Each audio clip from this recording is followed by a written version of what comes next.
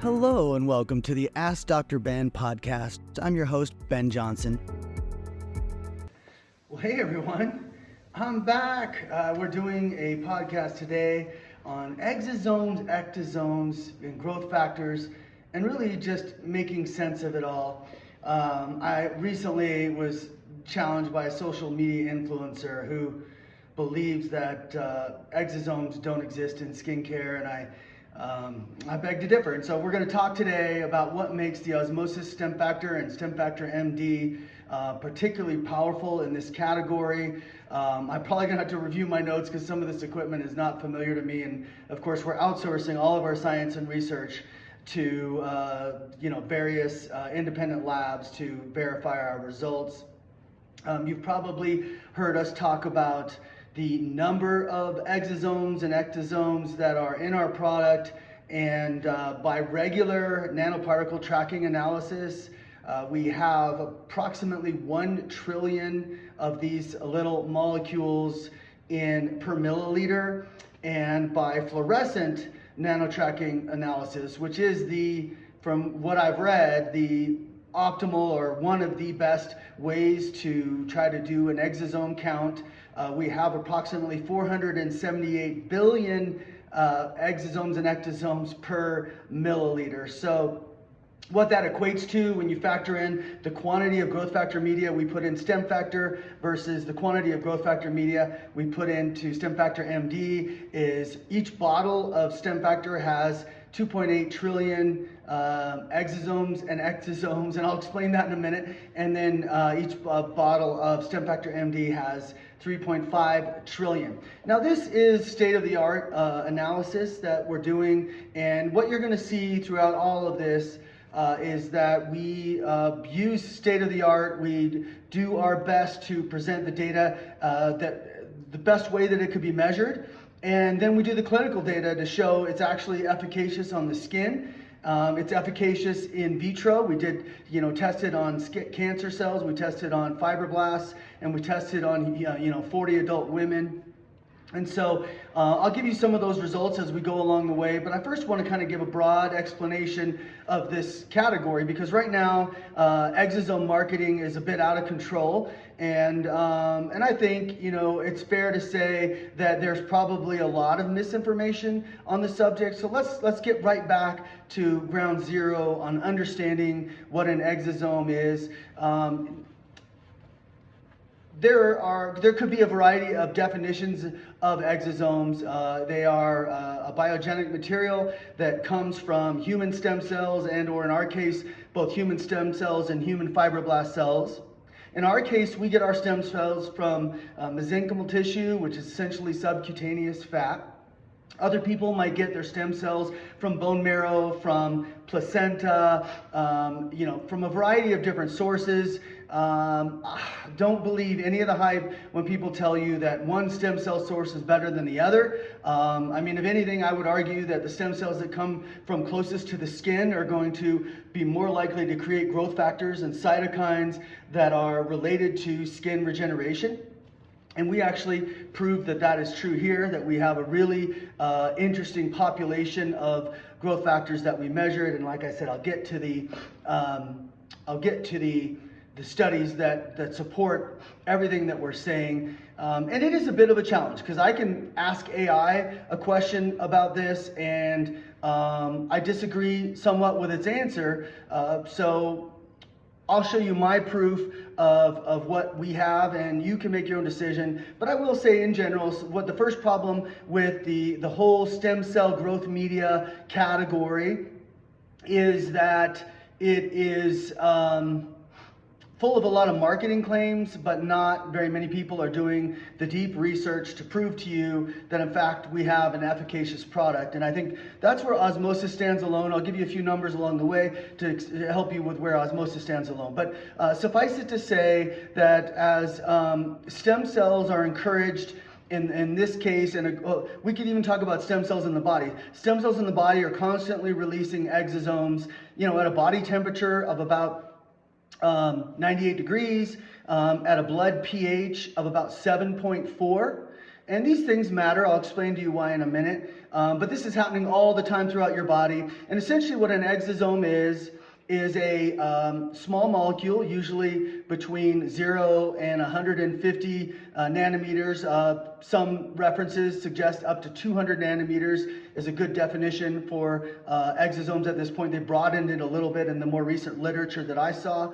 And there's an International Society of Extracellular Vesicles, which tries to collate all the scientific study that's being done on it, bring everyone together to kind of have a uniform definition of what an exosome is. And to be fair, in the past was not reviewing their definition, and so you hear me now talk about exosomes and ectosomes, and so I'll explain to you the difference. But essentially, the osmosis products contain both of these in those quantities. So when we did the fluorescent NTA study to quantify the number of exosomes and ectosomes in the product, we were counting. We were also measuring their size. So we have the vast majority of our molecules that were counted are between 100 nanometers and 500 nanometers. And so anything above, let's say 200 nanometers to 500 nanometers by definition is an ectosome. Now they still contain, depending on the study you're trying to do, they still contain growth factors and cytokines. However, they're larger in size. These molecules are larger in size, so they could contain a higher volume of them in one vesicle. So what is an exosome? Ultimately, it's just this carrier vesicle. It's lipid soluble. It moves through tissue. It helps carry these really important, sometimes rejuvenating proteins, sometimes cancer-fighting proteins, sometimes vascular regulating proteins. Like, they can change a lot of different aspects of your body. And so that's when sometimes you'll hear people say these are like the generals of your skin, or in other cases, the general of wound repair in the body, because the message that they bring can help drive the body into one direction or another. So what they are essentially is really powerful chemicals, or I guess you would say, since they're biologic, really powerful communicators of a biologic activity. And depending on which kind of communicators you have, you're going to see a direction one way or the other as far as what you're trying to rejuvenate. Obviously, the goal, we're a skincare company, the goal of our topical product is to stimulate rejuvenation of the skin. And we've shown that, in fact, we do that in our I will call it a modest clinical trial so far. But if you actually start doing research on exosomes, what you're going to find is there are tens of thousands of studies that have been done. They all use this same process. This is why I sort of object to the people that say that the exosomes just don't exist in a skincare bottle, or you can't make them outside the body, essentially, is what I interpreted from some of the criticism. And it's like, everyone is using the same strategy of putting human stem cells, again, acquired from human tissue, whether it be, like I said, placenta, bone marrow, in my case, mesenchymal cells or subcutaneous fat cells. So you acquire those cells, you put them into an environment, and you start to formulate a growth media, which is a bunch of nutrients and solutes that create an environment that encourage the production of exosomes, which are these little vesicles that contain growth factors primarily. They could contain other components. There's even microRNA in some of them, but that's not a significant portion of our analysis. What we found is microRNA is not very present in our solution, but there are some studies where they're trying to create RNA, and so they literally design the stem cell to focus on different growth factors or different RNA particles. That's certainly not what our chemists are trying to do. So what our chemists are doing is they're taking those human stem cells, they're taking human fibroblasts, they're putting them into an environment that is healthy, at 98 degrees. And this is part of, this story that I also want to help explain, which is a lot of people struggle because some companies sell very expensive exosome material that comes in on dry ice and it's been frozen, and they're like, oh, you have to freeze these molecules in order to keep them stable. But, I'll tell you what we did to evaluate whether or not they're functional proteins or not. And, for us and for me, Osmosis is highly focused on results, and I'm not going to waste your money or my money creating a product that I don't think is effective. And so when I saw the potential of growth factors in skincare, this was a clear direction that I think Osmosis needed to go. Now you should know, like years ago, back when I first started formulating products, epidermal growth factor was sort of this classic standalone molecule that you could have made, you could put into your product. Some brands, that was their whole line story, was they have epidermal growth factor. But in the example of epidermal growth factor, when you put that on your skin, the studies showed that cancer cells were stimulated by that. So there was actually the potential to potentiate or to increase the activity of cancer cells and precancer cells in the skin when you just use epidermal growth factor alone. So growth factors are not just some benign molecule that you ignore. In fact, these cells are they're super powerful. And so when you use them on the skin, they're just too big to absorb naturally. So they do fit into our follicles. I want to say Skin Medica did a study about 20 years ago that showed that in fact they could activate biologic activity by putting, in their case, growth factors from, in their case, I believe it was fibroblasts only. They were shown that they could create biologic activity in the skin, which is also what we're saying.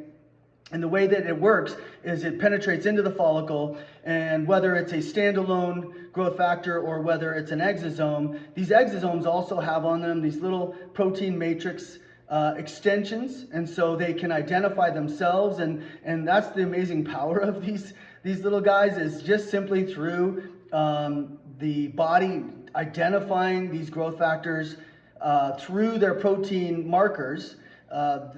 Activity is generated. And so we know this to be true. I mean, listen, we've been selling this product for many years, and it's an absolute fan favorite. People visibly see changes in their skin. They absolutely love it. It's one of our top sellers, and it's one of them for a reason. So all the way along the way, I wanted to differentiate us from the marketing stories that are out there. And to be honest, when we first launched Stem Factor and Stem Factor MD, we didn't talk about the exosomes much. We said, there are exosomes in it. We didn't quantify them. We took a picture of them. We did a high electron microscopy picture of the exosomes, showing that they're in there. But that wasn't really the story. And to be fair, I don't think that should really be the story. The story is whether or not you have these growth factors, in this case, protected inside an exosome or an ectosome that can help rejuvenate the skin, right? So right now, the industry is full of people saying they've got this product that they have stabilized. But what I see whenever I try to look at the competitors' analysis is very rarely do I actually see them quantify the growth factors, identify the growth factors, quantify the growth factors, quantify the exosomes, provide clinical evidence of efficacy both in vitro and in vivo, and provide analysis of a stem cell count. So all these things are done through various studies that we'll talk about here in a second. But that's what you need to take away. So when someone says, we have the best exosome product or we have the best growth factor product, the first question you need to ask yourself, well, first of all, if it's coming from an influencer who massages their face with lotion while they're talking to you, I would give that less credibility. Like the influencers that sit there and eat a meal while they're telling you what's good or what's bad, that's an algorithm thing. It's like, okay, I get it. You want more views. But it's hard to take people seriously when they're not, when they're doing things that are algorithm centered.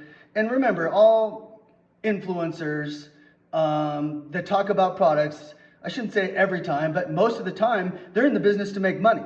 And so they're going to talk about products or strategies in products as it relates to who's paying them to talk about them, right? So I get it. You could say the same thing to me. You say, hey, Dr. Johnson, you're the founder and formulator of Osmosis, and you have a bias. And so I do my best to eliminate the bias. If you haven't been listening to my Ask Dr. Ben podcast, you're going to hear me talk about a whole host of subjects related to skin health, skin conditions, health conditions, what to avoid, what supplements to avoid, what foods to avoid, how to live your life without really being affected by the nastiness of the current toxic food and toxic environment that we're facing today. And more recently, my realization of the number of supplements that you need to avoid, like collagen and probiotics. You should check out those lists if you don't know about them. So let me try to stay on focus, because that's one of my most biggest challenges is staying on task. So you get all these competitors, they're all talking about it. They might give you an exosome count. Well, hopefully they're publishing that data on their website. They might give you some of the growth factors that are in their products. Well, let's see the quantity of them. How much protein per milliliter do you have? What is actually the analysis that you've done to prove which growth factors you have? And is it safe on the skin? Remember, the biggest threat of these skincare products is, are they safe on the skin? And I'll get to how we prove that, and then we can get to it. So we talked about the exosome count. Let me put on my Make Me Look Smarter glasses and talk to you about the first study that we did. So we were attempting to quantify and identify and isolate the number of proteins that are available on the skin, and we used something called liquid chromatography mass spectrometry, and it was a study done at Stanford. So our proteins were digested. This is the proper process for evaluating proteins, is you digest the material so that you can get an isolated count of the various protein markers. And then we took these smaller sized peptides and applied them to a mass analyzer called the Micromass Quattro Premier Triple Quadrupole, using an Agilent device. I won't even go into the definition of that. But it was a peptide-centric, bottom-up approach. In other words, we really wanted the study to be acceptable in the eyes of scientists. And when we did this test, we found 540 unique proteins. So these are the vast majority of the growth factors that your skin produces. They can affect blood flow. So one of the things, as you know, if you know the osmosis philosophy, is we want to increase circulation. And so one of the things that that these growth factors showed when we actually did gene activation studies. There's a lot of studies here we're going to go over, but it's really cool when you see it from this complete perspective. So we found 540 unique proteins. We did, and to me, as far as I know, that's the highest number of uniquely identified proteins within a stem cell growth media. Last time I heard of a number, it was around 250, 300, 350, nowhere near 540. Now, you might say, well, what's the advantage of having more proteins? Well, more proteins means more potential nutrients for skin utilization. It means more activation of regeneration, healing potential, like I said, vascular building, the building of new blood vessels, immune support, cancer fighting growth factors, which actually we showed in our gene activation. So 540 is the most you'll ever hear about. We'll provide this information for you. We don't keep it secret. I think most people don't talk about how many unique proteins they found in theirs, because either they didn't spend the money to do the study, or it just doesn't compete with 540. And so you do your own analysis. But I would just say, with every single marketing claim you get from any company, that's the first question you ask is, well, how many exosomes did you find in your study, and did they use a fluorescent NTA to do that, because that's the gold standard? And then number two, did you use liquid chromatography mass spectrometry to analyze your proteins? And we actually did another study, which is an ELISA study, to help quantify the protein. So that first study is what you do to identify unique proteins, and then you do an ELISA study to quantify those proteins. So we did both those studies. And when we did the second study, when we did the ELISA study, we actually quantified all the different variants of these different amazing growth factors and cytokines that the skin cells make. So fibroblasts make these kind of cells, macrophages make a lot of these cells, growth factors and cytokines. So fibroblasts, stem cells, and macrophages are the three main sources in the skin. And we think we've got the best outcome from the studies that I just identified to you. I've never heard anyone describe having as much as 1 trillion exosomes and ectosomes per milliliter. So I don't know if I said, but the range of the size in nanometers of our molecules is between 100 and 500 nanometers, broadly speaking. And so all of those, again, capable of entering into the follicle, which has a much larger access than going through the pathway of skin absorption, which just simply is not going to happen. Now, that being said, there's microparticles of collagen and elastin. There's certain certain proteins, skin proteins that might that are partially hydrolyzed that might work their way into the skin. Something good is happening from all of that application, as we'll talk about in a minute. Okay, next we tested this media on stressed fibroblasts. So we stressed the fibroblasts to see how it will respond to this growth media. We put this growth media on fibroblasts, and we put a negative control, because with all these things you have to try to have an independent analysis. By the way, all of this growth media, because this is also a question that the ICEV, the International Society of Extracellular Vesicles, or I guess it's ISEV, they talk about purity. So if you're going to take your growth media, you want to purify it and before you put it in for the count, because otherwise you have a bunch of junk that can distort the count. So all of our growth media was purified before it was tested, and that's an important step as well. So then we did by the way, so when we put it on fibroblasts, we saw a significant improvement in fibroblast density and health compared to negative control in over a 24-hour period. Then we did the gene expression study, and in summary, in the gene expression study, the highest gene expression was collagen. We all would love that. Closely followed by the p53 tumor suppressor gene, and this is considered basically the protector of your DNA. I think there's an actual, the best term for it is the guardian over your DNA is this p53 suppressor, tumor suppressor gene. And so that was the second highest expressed gene from putting growth media into a gene expression study. There were anti-cancer genes. The tumor promoter genes were suppressed. So again, very clearly suggesting that this is capable or that this has no propensity to stimulate cancer cells. And in fact, we saw that when we actually then tested this growth media on melanoma cells, we showed that it slowed melanoma activity. Now, this is not a treatment for skin cancer by any means, but slowing melanoma activity is what we would hope would happen if we have the p53 tumor suppressor gene present in the gene activation studies.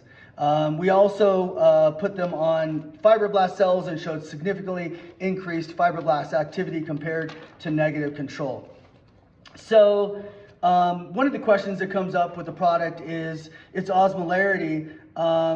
Osmolarity references something within the blood where the number of solutes around these cells can determine whether or not they are going to lyse or break up, because if you don't have a blood mimicking osmolarity in your growth factor media, then it's not a stable formula. And so this is part of the secret sauce. We targeted, somewhere around 290 milliosmoles per milliliter in our, per liter in our osmolarity target. pH was another interesting one. I told you temperature at 98. This is a really critical factor. It's part of my explanation and reasoning behind why we're able to keep this product stable and active in a bottle that sits on a shelf for many months. And I'll tell you the study we did on that. So osmolarity is important. The other thing is pH, right? Because if you're talking about these exosomes as they exist in your body, they're at a pH of around 7.4, but that's not what you want in if you're making a growth factor media. Really what you're targeting is a pH of somewhere between 6.5 and 7. Why is this important? Because when you lower the pH, and this is again part of the secret sauce of the osmosis stem factor, when you lower the pH, you lower the enzymatic activity of those degradation enzymes, the enzymes that can break down growth factors and break down proteins. And so some people can lower the activity by freezing the product. Other people can, or you can also additionally lower the pH. And so I will just tell you that was our goal, is to keep a pH of around 6.5. And we found this to be highly effective for us. And as a result of that, even at 98 degrees, we didn't see significant degradation of the exosomes or the growth factors and cytokines within them. So, you've heard a number of different ways of our preservation strategy. What else did I want to say on that? Oh, just, one of the things that you'll see in the research is that exosomes, when they're evaluated within biologic materials, so if we're talking about within blood or within fat, they don't have good stability once you remove them from the body. They tend to degrade very quickly. And in fact, if you have a situation where you don't have the stability factors of these exosomes that I've just identified, the average exosome has a lifespan of about 2 to 3 days, right? 2 to 3 days. So I want you to take all that into consideration when you think about all these different studies we're doing, because we're taking the growth media at a 98-degree temperature, and that's how long it's sitting for, 1 to 3 weeks. It's sitting there. Again, we're using nutrients to encourage these stem cells and fibroblast cells to produce as many exosomes and ectosomes as possible. And we really think we've mastered this. The funny story I like to tell is that the chemist that is primarily involved in this process for us talks to these cells like they're his children. And so, if you have a green thumb and work with plants, you know that there's emotional, in fact, they've tracked emotions when they've measured frequencies of plants. And so exosomes, as you can imagine, have probably have their own sentience. I don't know. I know that's going a long way. But all cells, I think, respond to external factors, and I think one of the external factors may in fact be that our chemist talks to these cells like like they're his children. I think that's pretty funny. Okay, so ultimately, beyond the ELISA study, which we did, so there's a few ELISA studies we did. Years ago, we did an ELISA study on the growth media 1 year after production. And in that study, we had similar protein markers and similar quantities to about 90% of the original batch a year later. It held its stability and its components. So when you think about these proteins, even in skincare today, if you put peptides in skincare, a lot of those peptides start to disintegrate in the solution, and they absolutely disintegrate on your skin. You'll hear me teach in other podcasts about how the challenge with working with peptides on the skin is a lot of them are too large for penetration. They're broken apart by the time they start working their way into the skin, or they're broken apart before they even get onto the skin within the bottle. So when we're talking about our stem factor MD, this growth media was measured to show there is a stability that's possible through the process of lowering the pH, having the right osmolarity, and a couple of other secrets that even the chemists won't tell me. I think it's patent pending, and so I can't get all the skinny. But all these tests that we did, the gene expression test, the fibroblast, all the in vitro tests that we did, fibroblast melanoma tests, these are all done at room temperature. These are all done many days from even the gene expression study. All these things were done days, if not weeks, after the production of the formula, and they definitively show that there's biologic activity. So here's what I propose to the biggest skeptics. If in fact there's actually a degradation of proteins over time, which to some degree there absolutely is, but even if you have a partial component of epidermal growth factor, it still has the capacity to stimulate receptors within the follicle.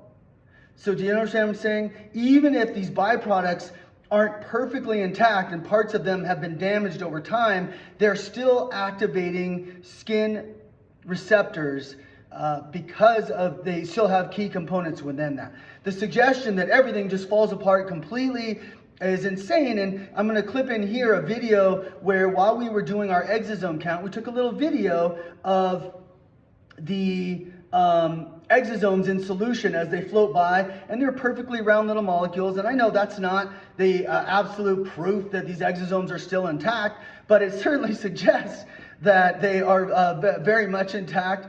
And more studies have to be done. So we're going to continue to do follow-up ELISA studies to continue to prove it. But I'll just finish up with this: that we did independent tests, placebo-controlled, with 40 adult women, putting them on topical solutions that essentially were the quantities of growth media found in our Stem Factor MD product.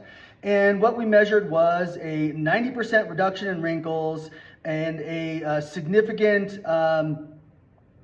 where does it say it here? A 12% increase in firmness and a statistically significant change in the complexion versus placebo. So all these were placebo-controlled. Again, we saw 19% reduction in wrinkles, and this is over a period of 30 days. This is what people are finding when they use this product. One of the things I love about Stem Factor MD is it's good for all skin types. So even if you have rosacea and you want anti-aging and your skin just doesn't tolerate like vitamin A serums, first of all, you should try our Calm. But secondly, and our Rescue.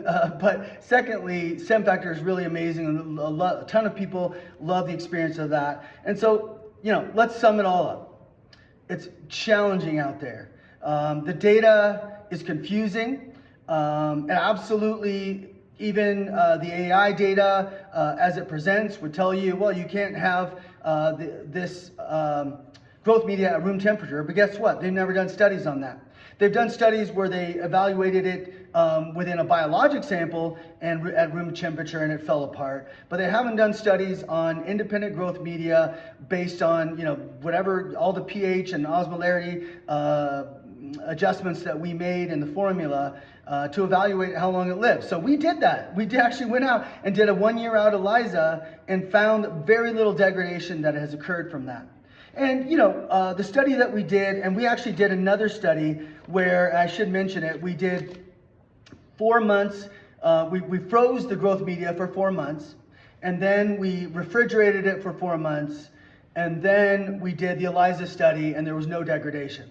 And some people might say, aha, you refrigerated it. By the way, this was the chemist's choice to do that. I would have said, leave it at room temperature, because I don't believe there's going to be any variation in enzymatic activity or destruction based on a temperature range between what is the equivalent of 40 degrees and 98 degrees. I don't believe, I think the body proves that. I think the growth media itself thriving and stable for weeks at 98 degrees proves that they do survive this. And that's ultimately the funny thing for me, is if you're going to go out there and claim that there's no possible way this survives, and you have to explain to me why so many tens of millions of dollars, if not hundreds of millions of dollars, have been spent by researchers who are evaluating exosomes as an anti-aging protocol. Right now, you can go to Mexico and get someone else's exosomes stuck into your knee or run through IV, or there's clinics all throughout the United States that are doing exosome infusions because people are benefiting from them. These are exosomes that are made through this very same process. And so I would suggest to you that, in fact, the evidence is clear. Exosomes and ectosomes are formed by this process. It's biogenic. It's coming from human tissue. It's purified. It is analyzed with all the major equipment for metrics in creating this analysis. In our case, and in fact, we are the only ones who have done a cancer study. We are the only ones I know of, I can't say, well, as far as I know, the only ones who have done a clinical independent placebo-controlled study on the skin. We have the highest count of exosomes and ectosomes using fluorescent NTA. We have the highest number of growth factors and cytokines based on the liquid, I always forget, this liquid chromatography mass spectrometry evaluation. So I hope that makes sense for you. Don't buy into the marketing hype. Test it out for yourself. And that's also the funny thing is, what skincare is anyone pointing to that creates permanent change? One of the unique things about Osmosis is we prove to you we can create permanent change. You can look at our acne scar remodeling, where we saw substantial, before and after, showing substantial changes in acne scarring over a period of anywhere from 8 to 16 weeks. We have a huge number of photos showing dramatic changes in the skin. Like, clearly we know what we're doing. And if I look around the skin industry, and I hate to be so dismissive, but whether you're a cosmetic chemist or a formulator, like, you show me the original content out there. You show me what's original. Everyone is using the same ingredients, using essentially the same formulas, barely focusing on penetration strategies. My whole strategy centers around liposomal delivery of ingredients, which gets you past that epidermal lipid barrier. And so the idea here, guys, is this. You've got to get products that pass the lipid barrier of the skin, or they're not going to be effective at all. Get like a 2 to 5% penetration. So most companies are not coming up with penetration strategies. Number two, the ingredients have to be let's just say, biologically active in the skin. And I would submit to you, most peptides aren't. The way vitamin C is delivered is inefficient, so you don't get a lot of vitamin C into the skin. You should see what we're doing with our formula. It's a patented product. That also irks me, when people say, oh, Osmosis is a private label line. I'm like, are you kidding me? We're the most innovative, distinct line in the world, not mentioning our supplements.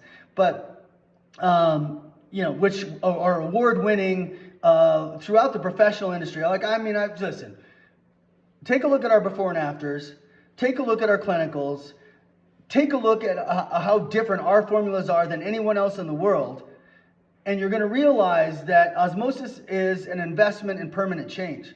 And that's my commitment to you. And I've always committed that. And the people that are on Osmosis, the clinics that are using Osmosis, are fanatical about the products and the results, because literally you see your skin transform over time. And here's what I'm going to tell you about most skincare. Most skincare is designed to create a plumping effect. So like alpha hydroxy acids, you put those on your face, and you know what instantly happens when you use an alpha hydroxy? First of all, you burn your skin, potentiates skin cancer, proven in clinical trials, and it creates a plumping event. So now, oh yay, my wrinkle looks a little better for 12 hours because I applied this acid on my face that damaged my barrier, that dehydrated my skin, and literally created DNA damage if it's strong enough. Just to have a temporary plump effect, that's not what we're looking for at Osmosis. We want to generate fibroblast activity at the dermal level. We want to activate macrophages at the dermal level. We want to build new blood vessels at the dermal level. Because did you know that 1% of your blood vessels diminish every year of your adult life after age 25? So all this collagen activity, the turnover activity that you're looking for, the growth factor populations, the collagen levels in your skin, they're all declining by 1%, and the biggest component of that is your circulation. So using stem factor and stem factor MD is part of our strategy. We also use an ingredient I'm in love with, which is liposomal chlorella, which is research proven to increase new blood vessel formation. So the whole idea here is, if I feed by the way, we dilate blood vessels with niacinamide. That's an ingredient that I will admit a lot of people use. Most of my ingredients, not many people use. Niacinamide, it's a fan favorite out there. I might have been one of the first to really hype it, but they don't even know why it works. They talk about, it's a B vitamin that helps collagen. It's like, yeah, well, it's because it dilates blood vessels. It feeds the skin's healing and collagen manufacturing process. So when you combine us using the single best version of retinol called retinaldehyde on the market. Liposome delivering that. Us adding to our vitamin A's, chlorella, niacinamide, hydroxyproline, and a host of other goodies like beta-glucan, and all liposome delivering all of those ingredients into the skin so that your skin can truly rise up. You know, you can't poke the skin with retinoic acid and think that it's going to respond. It's kind of like if you were going to the gym and you're like, I'm just going to lift weights and build muscle, but you don't eat protein. The blood flow of the skin is similar to that analogy. If you don't have more blood flow to feed the fibroblast activation that you're trying to make with that retinoic acid, the skin can't respond. And that's ultimately what we found in the studies. Retinoic acid thinned the papillary dermis by 18% in 1 year and up to 30% over 5 years. Retinoic acid, the ingredient that like just about every dermatologist says is the elixir of aging that you need to have in your skincare routine. I say heck no to that. It turns out retinaldehyde proved in clinical trials to be just as strong at stimulating collagen activity, and yet it doesn't irritate the skin. It doesn't thin the papillary dermis because it doesn't wound the skin. Retinoic acid is a wounding agent. And I'll be honest, I just checked AI, I don't know, 6-12 months ago on this subject, and AI gave me wrong information. I've gone, when I go back years and look at retinoic acid, it was shown to be harmful to the skin. For gosh sakes, you put it on your skin right now, what does your skin do? It gets all red and irritated. It's like, oh, well, that's because it's active. No, it's actually because it's an irritant, and it thins the skin. We've got the study if you want to reach out to us. I think it's on the website and discoverable. If you're a consumer, if you're a professional, you'll absolutely find it in the back pages. So I've talked long enough about this. You can see I get a little bit peeved when we're challenged on the evaluations that we do with our products. We are focused on healing many skin conditions. Our innovations in the wellness category are second to none. You can look at the before and afters.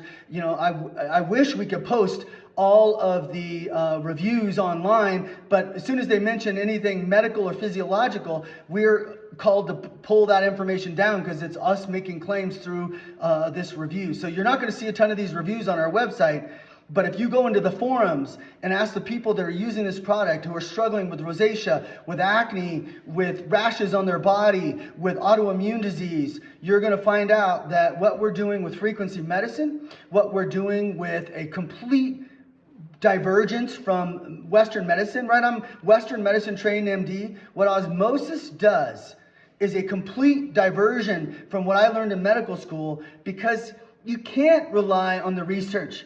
Most research is done to prove that pharmaceuticals should be written as prescriptions by physicians. We know this by now. The pharmaceutical industry dominates medicine, and so most of the research is biased to push an agenda. I learned this over time. I didn't know this when I graduated. I was going to be a sports medicine doc. And so what I'm telling you is it's hard to know what to trust. And the way that you find out if something is true or not is through actual use of it. Let me give you a protocol for any skin condition you have right now. We have protocols for it. Our website is about to reflect that. In about less than 30 days, I hope to have all these protocols available to you on the website. Right now, you can reach out to me at drben at osmosisbeauty.com. One of the ways I give back is I say, hey, email me with your skin or health condition, and you watch and see what our products are capable of doing. We rarely fail, and I'm committed to fixing your skin. I'm committed to you looking better. One of the ways that people don't even realize, and I know this podcast is going long, but one of the ways that people don't even realize that the reason they're aging so much, and this is critical right now in this GLP-1 dominated world, GLP-1s cause structural fat pad losses in the face and body. You want to know why you're flabby? Part of the reason is 2/3 of your weight loss is muscle. GLP-1s are a poison, guys. I know they want to tell you that they're like the secret sauce to aging, and I don't know. Lately I've seen reports, they might even help certain cancer or diseases. Like, please. GLP-1s are a poison. You want to take them to lose weight, okay. But guess what's going to happen? You're going to lose your structural fat pads in your face, in your arms, in your buttocks, in your thighs. And what's going to happen is you're going to see sagging. And that sagging is something that can be fixable if someone invented a way to restore the structural fat pads of the face and body. patent pending. Recovery. Recovery, look at our before and afters. We're going to be accumulating more. Some of them are extremely dramatic. We can restore the fat pads of your face and your body over, not fully, but let's say up to 80% over a period of 4 months using a unique combination of these essential fatty acids. And yeah, it's a special lipid profile that I patented. We're still in the fight for the patent. And we have several patents and patents pending because a lot of what I have innovated is just not on the market today. So check it out. Ask us for any research you want. We're an open book when it comes to that. I've had to fight hard. Listen, my frequency medicine is the biggest challenge I've ever faced in my life. I get people make fun of it all the time. Try it. You go ahead and try it and watch how it clears your skin, and then you're going to become a fan. Like, most of the sales of our frequency medicine products are resells, including our Sun Defense, which is literally a strategy for using frequency medicine to neutralize UV radiation. And you say, oh, what? Frequencies to neutralize UV radiation? Amazing, but true. We actually did a double-blind placebo-controlled clinical study to prove it. We've been selling it for 15 years. All the orders, 99% of the orders are reorders. People are using it all the time. How could a skincare company get away with selling a product that defends the sun if it was BS? Why would I ever sell a product that doesn't work? Like, that's insane for a successful skincare company to go, oh yeah, I got a great idea. We're doing great, but let's sell them something fake so they can go out and get sunburned all the time. That's insane. So it does boggle the mind. And you might say, I don't see how the science could work. It's something about coherent domains in water that make it possible. And our frequency medicine elixirs will absolutely clear your autoimmune disease. It will clear infections. It will clear mold exposure. Watch and see what our immune defense is, the product I just was describing. Do the protocols. We have a whole set of protocols. Submit to me through email, drben@osmosisbeauty.com, your problem, and you're going to get the amazing result that just about every single person who has ever written me has gotten. And you have my commitment. I personally take every case personal. So if you come back to me and write me and say, hey, that didn't work, I'm personally getting involved. I'm evaluating your diet. I'm looking at your supplements. I'm checking to see if you did the protocol correctly. Like, we're committed here at Osmosis. Our professional team, by the way, our professionals, we have a network of estheticians around the globe that are the top of their craft, that are highly innovative, very specialized. Go see our professionals. You can look up our locator on our website, and you're going to see a team of people who are just as committed as I am. By the way, they come to me if they have problems with their protocol. You know, not everyone has the material mastered the way I do. And the last thing I'm going to say to you before I check off today is we haven't created AskDrBen AI. So it takes all the information I've ever learned, and by the way, how did I learn so much of this information, like that you should never take collagen and probiotics as a supplement because it harms your gut and causes perioral dermatitis?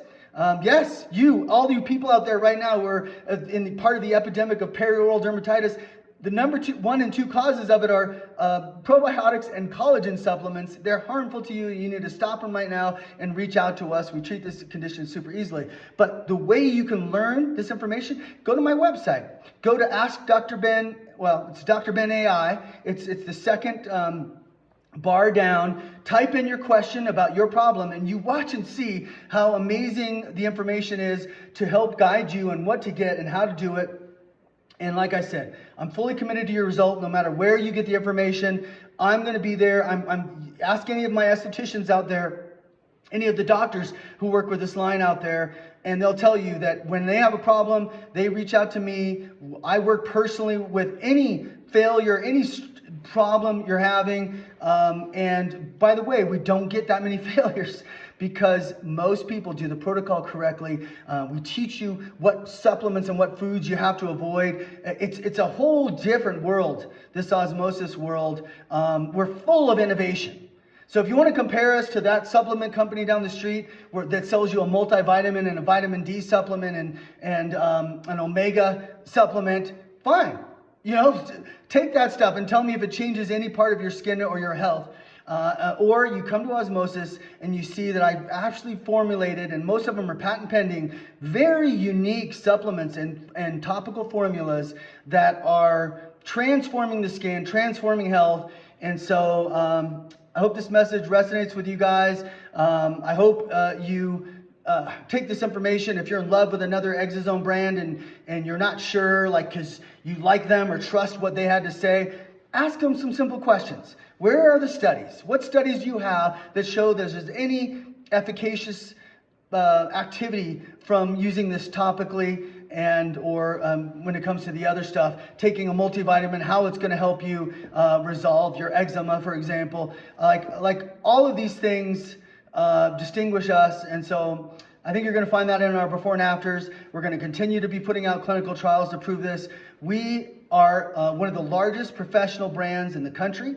We're all over the world, and we are about to explode because of this AI system, because these protocols are going to get out there, and we're going to transform lives the way we've been transforming lives for the last 18 years now. We've been in business 18 years. I can't believe it. I'm 58 years old, by the way. I think I'm doing pretty good for that age, but I have to say the hair is getting a little thinner. But yes, challenge me, write me if you need help. I'm here for you guys.